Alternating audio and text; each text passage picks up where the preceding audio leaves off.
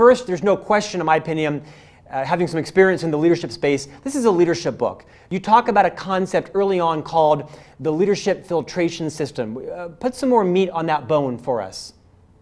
Yeah, it was really interesting when I was exploring leadership on my blog years ago. There seemed to be two totally different perspectives on leadership. You saw a lot of research that basically said leaders don't matter. If you've got a team of A players, they'll self-organize. You don't need some figurehead taking the credit. And then there was a bunch of research that said leaders can be transformative, and it's huge, and they unite people and energize them. And it just seemed totally contradictory.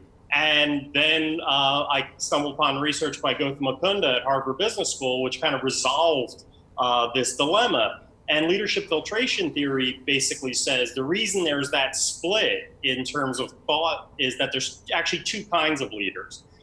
There's filtered and unfiltered leaders. And filtered leaders, move up the chain. Like, if you're gonna be CEO of GE, you're gonna get filtered. You're gonna have to make it to vice president, senior vice president. You're gonna have to keep moving up.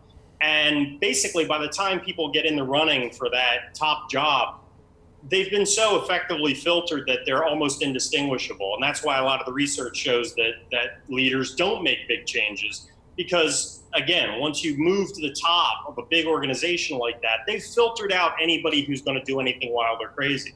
But then you have unfiltered leaders. So entrepreneurs, or when you look at like when the President of the United States has to step down and the VP who was never elected has to take office. What goes on there? And what you see is people who produce big sweeping changes. Sometimes they're bad, sometimes they're good. But if you look at things through that lens of filtered and unfiltered, if you've got a system that's going great, a company that's running well, you want a filtered leader who knows how the rules work and will play by them.